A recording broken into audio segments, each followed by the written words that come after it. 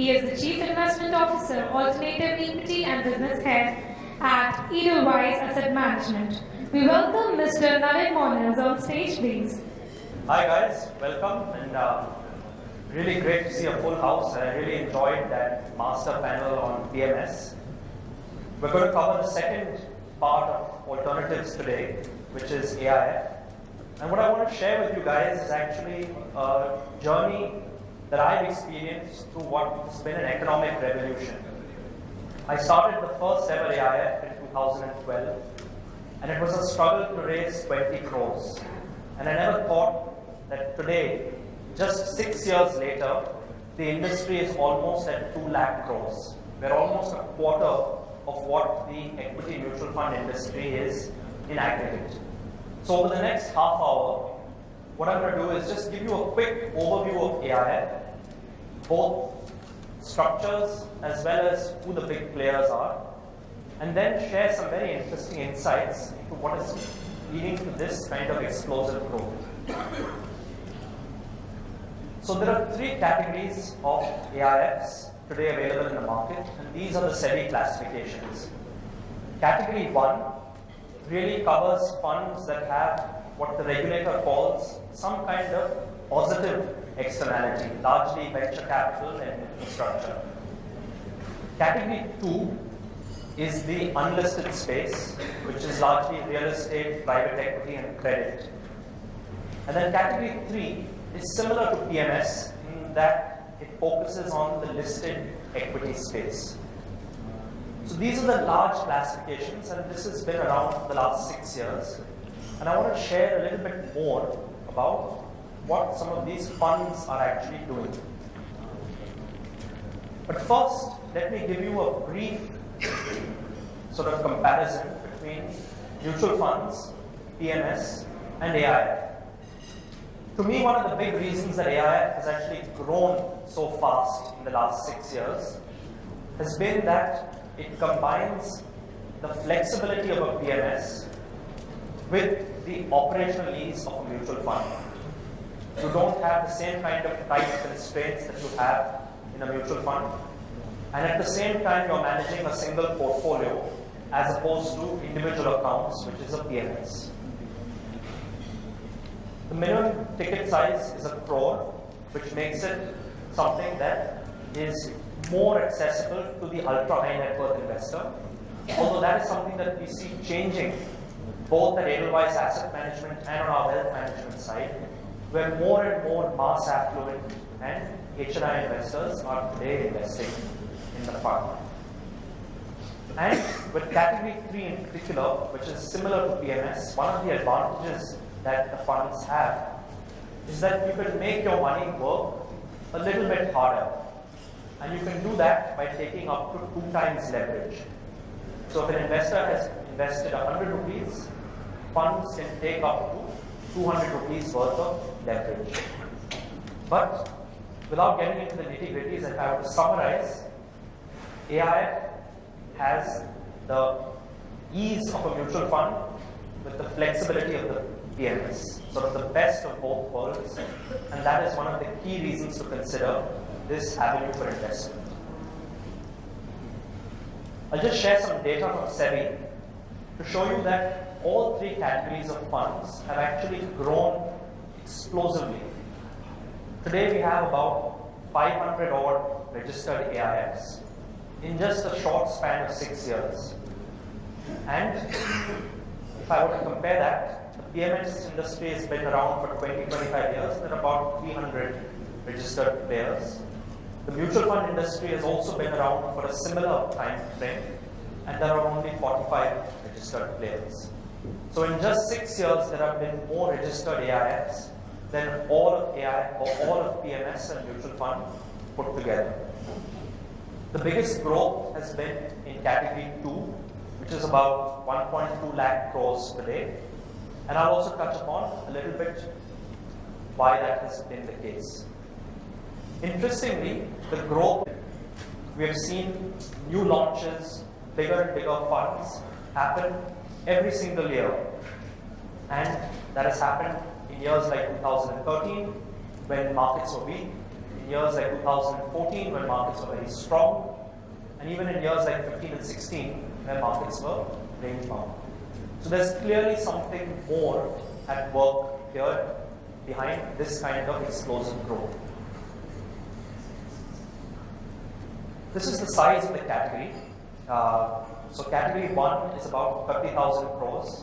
Category 2 is about, as I said, 1.2 lakh crores. And then category 3 is about 40,000 crores. But what is interesting is that category 3, which is the equivalent of PMS, is what has been growing the fastest in the last 6 years, almost at about 150% CAGR over these 6 years. And sure, that's on a small base, but today 40,000 crores is no small amount to scoff at. I'll just touch upon very quickly who the prominent players in category 1, 2 and 3 are. And I'll also share a little bit about the classification of funds within these categories. Now, these are not regulatory classifications, but rather this is the way advisors, clients, and the market thinks about different funds and how they group them together. So in category 1, you have about 18,000 crores that is sitting in venture capital funds. And a lot of these are small boutiques, whether it is Rehan Yarkhan who runs Oreos or Karthik Reddy who runs Bloom Ventures. There are a whole host of funds that are funding India's new startups. And then you have about 10,000 crores that is sitting in infra funds. Very different from the VC guys that are largely small boutiques. The infra funds are largely run by very large and well-established players like a Piramal or an L&T. And we think that infra is actually a space that can grow very, very large because these funds are meeting the gap between investors' demand for yield and the infrastructure segment's need for capital. In category 2, which is the unlisted space, you have 3 kinds of debt funds or more fixed income funds. You have real estate players, and again, all very well established names like HDFC, ICICI, IDFC, Piramal, Edelweiss. And then you have players that are offering some kind of structured financing, either to promoters at the holding company level or in the form of distressed credit alongside their ARC businesses. So really 3 kinds of debt funds exist in category 2. There are also equity funds in category 2. There are private equity funds. Some of the prominent names are Multiples, Ferry Capital, True North. And then a more recent innovation, which is about 10,000 crores, and which has really been pioneered by IIFL, has been a whole category of pre-IPO and IPO funds to invest in late-stage private equity and early-stage listed companies. Okay, so you have 3 kinds of debt funds, 2 kinds of equity funds. I'll now come to category 3, an area which I've spent a lot of my career in. And here, again, you have 4 kinds of funds. You have what we call long-only platform funds. These are basically funds which are doing the same kind of activity that you would see in a PMS or in a mutual fund, but you're just using the AIF for operational ease. Okay, so this is the most similar to what I would say is a PMS. And then you have boutique players that are also running AIFs and PMSs together. So very common examples are Malabar, which is run by Sumit Nagar, or Old Bridge, which is run by Kenneth, and a whole host of other smaller boutiques that have been started by staff fund managers who have set out on their own. These 2 are similar to PMS in their flavor and the way they are managed. And then you have a new set of funds that have really taken off in a big way in the last 4 to 5 years, which are long-short funds. Funds that are betting on not only companies doing well, but also companies falling in price. And these come in two avatars: funds that have a more debt or fixed income like profile. Prominent players are Edelweiss and Vendors and DSP. And then funds that have a more equity flavor. So long short funds are either an alternative to fixed income or an alternative to equity. But we see a lot of H&I interest and appetite for this category of investments. I'll just give you a closer look at category 3 AIFs, because we are in an audience where people are very interested in equities and the PMS industry. This is the breakup of the count of all the registered players. So if you look at this, more than half the players, or 44 of them, are actually small boutique firms that have set up shop. And instead of running PMSs today, they are launching AIFs. About 15 are in, but there is also about 20 names that are in the long short category. So long short today, what started with maybe 1 or 2 managers 4 or 5 years ago, has today mushroomed into an industry with 20 players. This is the breakup of AUM by category. So about 15,000 crores is sitting with long-only players that are offering AIFs alongside PMS and mutual funds. About 9,000 crores is sitting with boutique players. And then I would say about 15,000 crores is sitting with long-short fund managers. And this is interesting. This is the average fund size that is being managed. So while you have a large number of boutique players, on average people are managing about 200 crores in AIF. The larger platform players like Motilal or ICICI are today probably averaging about 1,000 crores per AIF. And the biggest funds are in the long-short debt space, where funds are averaging about 300 crores, which is an amazing number. I'll just quickly tell you guys why these categories are growing so fast, to give you a sense of why I believe, and we believe at Edelweiss, that the growth in AIFs will be secular. So I touched upon this, operational ease of a mutual fund and flexibility of PMS.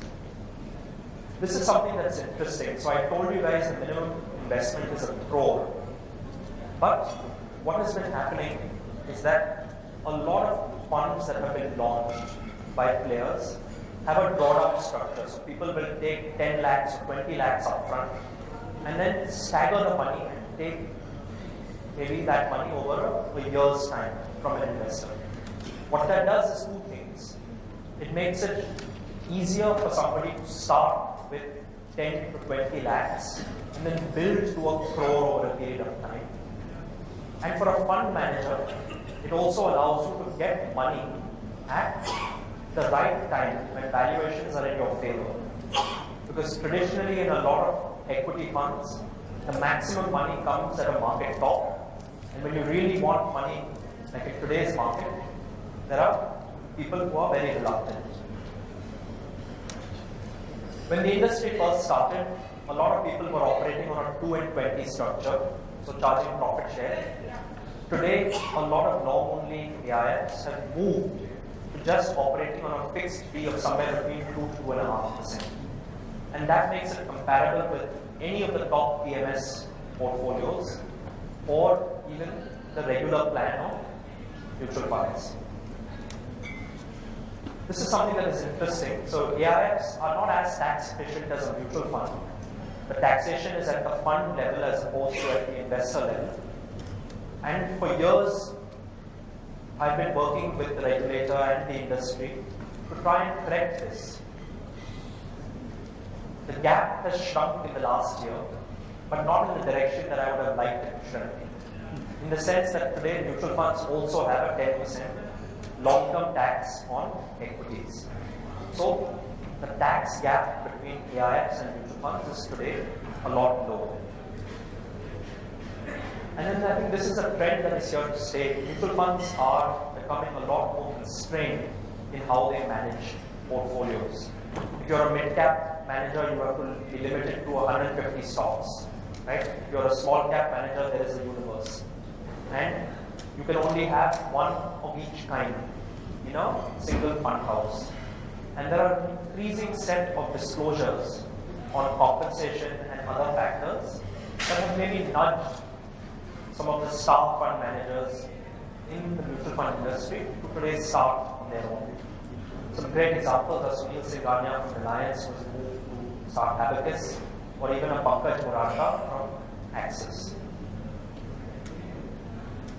What's driving the long-short industry, because this again is a brand new category and is today 15,000 crores in size.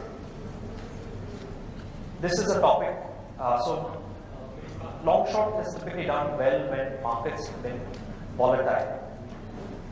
In a one-way trending market, a lot of investors will look to traditional investments in equities or in fixed income. But when markets are topsy-turvy like they are today, when rates are rising, when you have credit events like IL&FS, this is one port of safety for people that want to still generate higher returns, but not take on the same kind of risks that they would in a traditional equity or debt portfolio. We see a lot more knowledge, and I give credit to the industry and a lot of our competitors as well for engaging with clients and advisors to increase awareness about these strategies, which have been running globally for many, many years. India's derivatives market has also grown. Today, there are 210 listed stocks in the futures market, almost double where it was 10 years ago. And that has also made it easier to participate and create some of these portfolios. And then finally, I truly believe that long-short is the most flexible and the best investment structure, in the sense that you can offer a long-only portfolio with leverage and also benefit from stocks that are following. We always say that India is a stock picker's market, and if that's true, if it's a stock picker's market to buy companies that will do well, it's also a stock picker's market to buy companies that will depreciate in value. Finally, since I'm almost out of time, I will leave you guys with a little bit of a forward-looking view on how each of these three categories will evolve. So in category one, we really believe that infrastructure is going to be a massive opportunity. We have only scratched the surface with 10,000 crores in infrastructure funds. And this is something that is going to really, really take off in the years to come. Today we see a lot of foreign money coming into India's startups, whether it is SoftBank investing in a whole range of unicorns, or Walmart buying Flipkart. But we also think that over a period of time, global venture capitalists like, let's say, an Andreessen Horowitz will set up AIFs for domestic investors to participate in Indian startups. In category two, we think that a lot of credit activity will move off the mutual fund platform into AIFs, because the size of credit funds today is such that defaults and credit events are a given, and mutual fund managers, mutual fund sponsors no longer have the ability to buy papers when they go bad. Right? They would rather do this activity in an AIF where it is offered to a more sophisticated investor. We also think a lot of high yield credit can move from NBFCs to AIFs. And the reason is it's better, it's much more capital efficient. To run a credit AIF, all you need is a minimum of 5 crores or 2.5% of the fund, whichever is lower. There is no capital adequacy requirement like you would have in a NBFC or in a bank. So from both ends, from mutual funds as well as from NBFCs, a lot of incremental credit growth may happen through AIFs. We already talked about pre-IPO and IPO funds. This was a hot topic last year. It's cooled off a little bit today, but that asset class is really here to stay.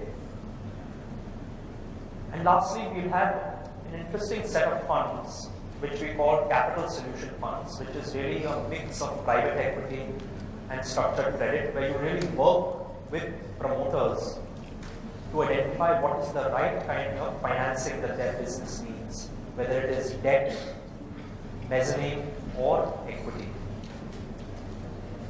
And in category 3, one of the big things that the industry is working on is tax reform, to make the funds have pass-through taxation.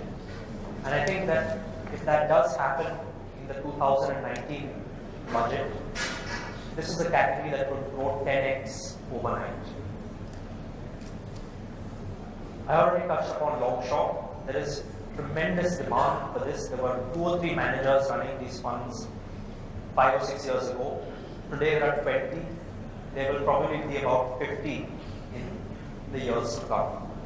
And just like the mutual fund industry is consolidated around 8 to 10 credible managers, just like the PMS industry is consolidated around 8 to 10 credible managers, you will also have 8 to 10 large and credible long-short managers in the years to come.